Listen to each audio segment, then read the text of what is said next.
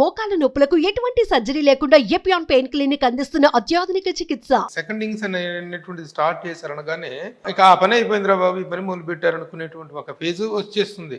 Okay, let us expect. కానీ మీ విషయంలో జరిగింది ఏంటంటే అన్యూజువల్ హైప్, అన్యూజువల్ చేసినటువంటి విలన్ క్యారెక్టర్లా తన్నులు తన్నాడా ఇవి కాదు కావాల్సింది. హౌ బెస్ట్ హీఈస్ గ్రోయింగ్ అనేటువంటిది మాత్రం చాలా సర్ప్రైజింగ్గా అనిపిస్తుంది. It is wonderful compliment. How you're enjoying this particular second innings? Second innings అనేది జనం పెట్టిన పేరు అది. నాకు సెకండ్ ఇన్నింగ్స్ లేదు, ఏం లేదు. I'm an actor, I was always an actor.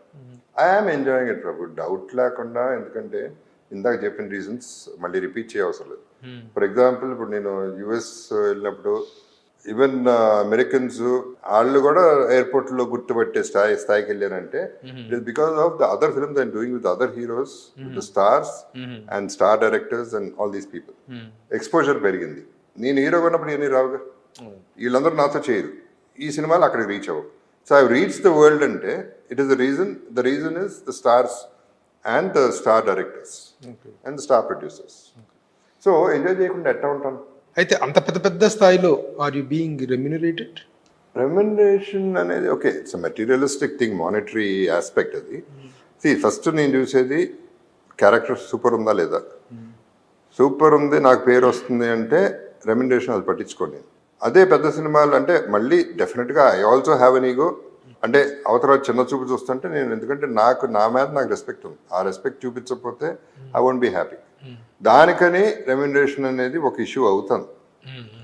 ఇప్పుడు ఎట్లా మెయిన్గా ఎక్కడ హర్ట్ అవుతామంటే, నేను జగపతి బాబు చెప్పే కదా ఇందాక, గర్క మురిగి తక్కువకి వస్తాడులే, టేక్ ఇట్ ఫర్ గ్రాంటెడ్, టైంకి వస్తాడులే, ఫోన్ చేయవసరం లేదు, ఆ టైంకి రాకేం చేస్తాడు అంటే వస్తాడులే, సచ్చినట్టు వస్తాడులే అనే టైప్లో అయిపోయింది. అదే అవతల నుంచి తమిళ నుంచో లేకపోతే వేరే లాంగ్వేజ్ నుంచి ఎవరైనా వస్తే వాళ్ళకి రెస్పెక్ట్ ఎక్కువ, వాళ్ళకి డబ్బులు ఎక్కువ, అవన్నీ ఓకే. ఒక సినిమాలో అయితే నన్ను తీసేసి ఇంకోళ్ళు పెట్టి వాళ్ళకి నా రెమ్యునరేషన్ హ్యాగిల్ తగ్గించి పెట్టుకుని నన్ను తీసేసి ఇంకో ఆర్టిస్ట్ ఏదో ఒక రీజన్ తోట అయింది, అతనికి ఎక్కువ ఇచ్చి మళ్ళీ పెట్టుకుని అతనితోనే పడ్డారు కింద మీద. సో ఇవన్నీ ఓకే. జగపతి బాబు వచ్చేవాడికి చులకన, చిన్న చూపు అనేది ఉంది. అది తప్పని డెఫినెట్గా నేను హర్ట్ అవుతాను. కాబట్టి నేను అడగటం అనేది ఎట్లా అడగాలో నాకు నిజంగా తెలియదు. బట్ నేను అడిగే పద్ధతి ఏమైనా హార్ష్గా ఉంటుందో నాకు తెలియదు. రెమ్యునరేషన్ టైంకి ఇవ్వకపోతే ఎందుకు ఇవ్వలేదు అని అడిగినా, ఏం రెమ్యునరేషన్ ఇవ్వాలా, ఇవ్వకపోతే చేయడా, రెమ్యునరేషన్ అడుగుతాడేంటి జగపతి బాబు, అదేంటిది అందరూ ఒక రెమ్యునరేషన్ అనుకున్న తర్వాత అది ఇవ్వాలి. అడుగుతాడా, ఇవ్వాలా, ఇప్పుడు మేము పెద్ద బ్యానర్లో మేము తర్వాత ఇస్తాం లేకపోతే లేదనే టైప్లో అట్టా అయిపోయింది, మరీ చులకన అయిపోయింది. సో అది కొంచెం బ్యాలెన్స్ చేసుకోవాలి. అది ఎలా అనేది నాకు తెలియదు. ఇది మీరు మొదటి నుంచి చేసుకున్నటువంటి నేను చేసుకున్న తప్పిదమే అని మాత్రం నిర్మాటంగా చెప్పగలను. ఎందుకంటే I know your remuneration policies. కానీ మీరు మొదటి నుంచి కూడా అసలు కార్లో పెట్రోల్ దగ్గర నుంచి మీరు ప్రతిదీ కూడా మీ సొంతంగా అభిరించుకొని రావటం, ఇవన్నీ ఒక గొప్ప సిస్టమ్ని మీరు ఇంట్రడ్యూస్ చేశారు. అదే మొహమాటానికి పోవటం అనేటువంటి దాంట్లో ఎక్కువగా అతిగా తినటం ఆరోగ్యానికి హానికరం అయితే, అతి మంచితనం అనేటువంటిది జీవితానికి హానికరం అనేటువంటిది మిమ్మల్ని మీ నాన్నగారు జగత్ రాజేంద్ర ప్రసాద్ గారిని చూస్తే అర్థమవుతుంది. అతి మంచితనం అనేటువంటిది ఎలా ఎఫెక్ట్ అయినటువంటి మూర్ఖత్వం అయిపోతుంది. ఆ ఎఫెక్ట్ ఇప్పటికీ కూడా కంటిన్యూ అవుతుంది. క్యారెక్టర్స్ వైజ్ గా హ్యాపీ అయినప్పటికీ ఈ యాటిట్యూడ్ ఈ రోజున మీరు తమిళ్లో చేస్తున్నారు, కన్నడలో చేస్తున్నారు, హిందీలో చేస్తున్నారు, ఆల్మోస్ట్ ఆల్ ఇండియన్ లాంగ్వేజ్ లో చేస్తున్నాను అనేటువంటిది. ఈ పర్టికులర్ టైప్ ఆఫ్ యాటిట్యూడ్ మన తెలుగు దర్శక నిర్మాతల నుంచి ఉందా? అదర్ లాంగ్వేజ్ లో how they are treating your treatment or your remuneration concern ఎలా ఉందండి? తెలుగు కంటే అదర్ లాంగ్వేజెస్ బెటర్గా అదే. సో నేను బయట నుంచి వచ్చా కదా, సో అక్కడ రెస్పెక్ట్ ఉంటుంది. ఇక్కడ ఉన్నాను కాబట్టి ఇక్కడ అదే మళ్ళీ సేమ్. సో బయటకు వెళ్ళినప్పుడు అయ్యో సూపర్ పెద్ద ఆర్టిస్ట్ వచ్చాడు, జాగ్రత్తగా చూసుకోండి, ఓ పద్ధతిగా ఉంటారు. ఇక్కడ లైట్ తీసుకుంటున్నారు. But that is the way industry is. అంటే అదే మళ్ళీ తప్పు నాదైనప్పుడు ఆటోమేటిక్ గా బ్లేమ్ చేయడానికి ఏం లేదు అక్కడ. మరి ఈ తప్పును ఎలా సరిదిద్దుకోబోతున్నారు? కష్టమే. It cannot take it as granted, it should not continue కదా.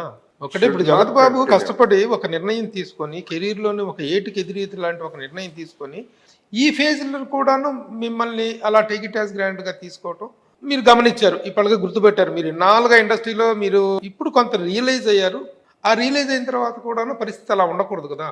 What is the strong decision you are going to take as far as your remuneration is concerned and your respects are concerned, your treatment is concerned?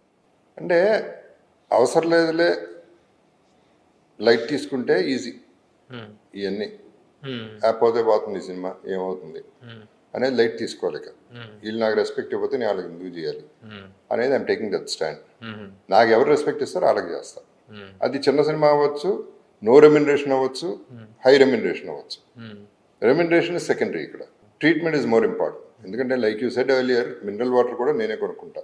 Dasari గారు కూడా చెప్పారు. అవునవును, మీరు ఆయన ఇండస్ట్రీలో అందరికీ తెలిసిన విషయం అది. ఆ విషయం మనం పర్టికులర్ ఇంకోసారి ప్రస్తావించి మాట్లాడతా. తెలుగు చలనచిత్ర పరిశ్రమలో జగపతి బాబు గారు ఒక అద్భుతమైన పాలసీని ఫాలో అయ్యేవారు. నాకంటూ ఒక రెమ్యునరేషన్ ఉన్నప్పుడు, నాకంటూ ఒక పేమెంట్ ఉన్నప్పుడు, మళ్ళీ నా కారు పెట్రోల్ గురించి, నా వాటర్ బాల్ గురించి, నా బాయ్స్ గురించి, వీళ్ళందరి గురించి నిర్మాత మీద భారమైనటువంటి ఒక గొప్ప నిర్ణయాన్ని ఆయన ఇన్ని సంవత్సరాలుగా పాటించారు. This wonderful this thing. ఒకప్పుడు కృష్ణరాజు గారు పాటించేవారు ఎట్టాడిదని అన్న తర్వాత జగత్ బాబు గారి దగ్గర విన్నాం. సో అలాంటి ఇదిని మీరు కంటిన్యూ చేస్తున్నారు కదా. అంటే ఒకటి ప్రభు, ఇక్కడ ఏంటంటే మెయిన్గా like you said, first of all ఇక్కడ ఇండస్ట్రీలో ఒక రూల్ లేదు, రెమ్యునరేషన్ రూలే లేదు. ఎంత అంత అనేది ఒక పద్ధతి లేదు దీనికి, మన ఇండస్ట్రీకి ఎస్పెషలీ. అంత ఇండస్ట్రీలో నాకు ఇంత ఇస్తున్నప్పుడు చాలాసార్లు ఏమవుతుంది, మినరల్ వాటర్ ఈ పక్కన పెట్టేసాయి, అది కూడా చిన్న చిన్న ఖర్చులు అవి తీసుకోవచ్చు, అవన్నీ నాకు సేవ్ అవుతాయి ఓకే. బట్ చాలా చిన్న చిన్న సిచ్యువేషన్స్లో, ఇప్పుడు నేను మొన్న అబ్రాడ్ వెళ్ళాల్సింది, షూటింగ్ పోస్ట్పోన్ అయింది, నేను టికెట్లు క్యాన్సిల్ చేసుకుని ఇంకో 14 లక్షలు పెట్టి మళ్ళీ టికెట్లు కొనుక్కున్నా. So that's a big amount. But అది నేను ప్రొడ్యూసర్ని అడగను, నాకు నీ వల్ల సినిమా డబ్బులు పోయినాయి, టికెట్లు పోయినాయి, నాకు టికెట్లు కొనేవు. అది కూడా ఆఫర్ చేశారు రీసెంట్గా, ఏ సినిమా అనేది పక్కన పెడితే మేము రీఎంబర్స్ చేస్తా ఉన్నారు. అది నా హాలిడే, నేను చూసుకుంటాను, నాకు సినిమా ఇంపార్టెంట్, మీకు ఇబ్బంది ఉంది, నేను చేస్తాను, వదిలేసేయండి, డోంట్ టాక్ అబౌట్ ఇట్ అని నేను తీసుకోలే. దాంట్లో నాకు సాటిస్ఫాక్షన్ ఉంది. See I'm also doing my job. ఒక ప్రముఖ నిర్మాత ఒక విషయం చెప్పారు నాకు ఒకసారి. ఆయన నేను ఇంటర్వ్యూ చేస్తున్నప్పుడు, రాజమండ్రిలో ఒక షూటింగ్కి జగత్ బాబు గారు వెళ్ళారు. వెళ్ళిన తర్వాత ఎవరు ఇక్కడ ప్రొడక్షన్ చూస్తుంది ఎవరు అంటే, ఇప్పుడు ప్రముఖ నిర్మాత ఆయన, అప్పట్లో వరకు ఆ ప్రొడక్ట్ని ఆరాలు చూస్తుండేవారు. ఈయన జగత్ బాబు గారు ఎవరంటే నేనేనండి అని చెప్పి దాని ముందుకు వెళ్ళారట. వెళ్తే అప్పుడు ఏమండి నేను రాత్రి వచ్చాను, ఇది నా టికెట్ తాలూకు ఓకే, ఇది నా ఒక కవర్ ఇచ్చారంటే ఈయన. కవర్ ఇస్తే ఆ కవర్ చేతిలో పట్టుకున్నాను. ఏంటి బాబు ఇదేనండి, నేను నా ఫ్యామిలీతో వచ్చాను, నా భార్య వచ్చారు, కాబట్టి నా రూమ్ రెంట్, ఆవిడ ఛార్జీలు, ఆ ఖర్చులు, ఇవన్నీ దానికి సంబంధించిన డబ్బులు అని చెప్పి చేతిలో పెడితే ఆ ప్రొడ్యూసర్ షాక్ అయిపోయాడు. ఓ ఇలాంటి హీరో ఉంటాడా, నా లైఫ్లో నేను చూసిన రియల్ హీరో ఆయన అని చెప్పేసి నాకు ఇచ్చిన ఇంటర్వ్యూలో ఆ నిర్మాత చెప్పారు. ఆ నిర్మాత అప్పట్లో ఒక చిన్న నిర్మాత, ఇప్పుడు ప్రముఖ నిర్మాత, ప్రముఖ చిత్ర పరిశ్రమ నాయకుడు సి కళ్యాణ్ గారు. ఎవరా అనుకుంటున్నాను. అంటే సి ఇక్కడ మ్యాటర్ చిన్నది, బట్ తీసుకున్న విధానం పెద్దది. నాకు పోయింది అక్కడ తక్కువ, వచ్చింది ఎక్కువ. ఒకసారి ఒక రకంగా చూస్తే నాకు వర్కౌట్ అయిందా లేదా, this is the satisfaction I get. Producer is so happy for a small amount. I gave him so much happiness for a small amount. అది నాకు పెద్ద లెక్కలో కూడా నాకు గుర్తు లేదు. ఇట్లాంటివి చాలా జరుగుతూ ఉంటాయి, అది ఇట్లాంటివి నేను పట్టించుకోను, ఎందుకంటే that's a matter of money. నా అనుభవం ఒకటి చెప్పాలనుకుంటున్నాను. ఏంటి, జగత్ బాబు గారు ఫుల్ పీక్ టైంలో ఉన్నారు, ఈవి సత్యనారాయణ గారు షూటింగ్లో ఉన్నారు. మా నేటివ్ ప్లేస్ మాచర్ల. ఆ మాచర్లలో ప్రతి సంవత్సరం ఒక తిరణాలు జరుగుతుంది చాలా భారీ ఎత్తున. సార్ మేము నన్ను తీసుకురాకూడదా అని చెప్పేసి, మన సొంతూరులో ఇది కదా అంటే, నేను జగత్ బాబు గారిని రిక్వెస్ట్ చేసే, బాబు ఇట్లా మా ఊర్లో ఇలా చాలా పెద్ద జరుగుతుంది మాచర్ల తిరణాలంటే మీరు రండి బాబు అని చెప్పేసి మిమ్మల్ని నేను రిక్వెస్ట్ చేశాను. ఆ రోజు ఎంత టైట్ షెడ్యూల్లో నుంచి మీరు మధ్యాహ్నం బయలుదేరి వచ్చారు. వాళ్ళు చాలా ఘనంగా స్వాగతాలు ఏర్పాటు చేసి మీకు ఇచ్చిన కారు పెట్రోల్ డబ్బులు అవన్నీ వాళ్ళు ఇస్తే మీరు సింపుల్గా ఒక నవ్వు నవ్వేసి వచ్చేసారు. అదే చాలా సందర్భాలు నేను తీసుకెళ్తే అక్కడ రాచమర్యాదలు చేసి చాలామందితోటి ఎన్నెన్ని ఎక్స్ట్రా అమౌంట్లు గిఫ్ట్లు ఇచ్చేసిన పరిస్థితి ఉంది. ఆ రోజున మీరు కనీసం వచ్చి అందరిని విష్ చేసేసి చాలా గొప్పగా వచ్చారు, బాబు డబ్బులు బాబు అని అంటే కూడా మీరు అసలు జస్ట్ ఒక నవ్వు నవ్వేసి వెళ్ళిపోయారు మీరు. That is what your character. ఇలాంటివన్నీ కూడా రియల్లీ డబ్బు కోసం మనుషులు కాదు, రియల్ మ్యాన్ ఆఫ్ రిలేషన్స్ అనేటువంటిది ఇప్పుడు కొత్తగా తెచ్చిపెట్టుకుంది కదా. From the beginning you have maintain that.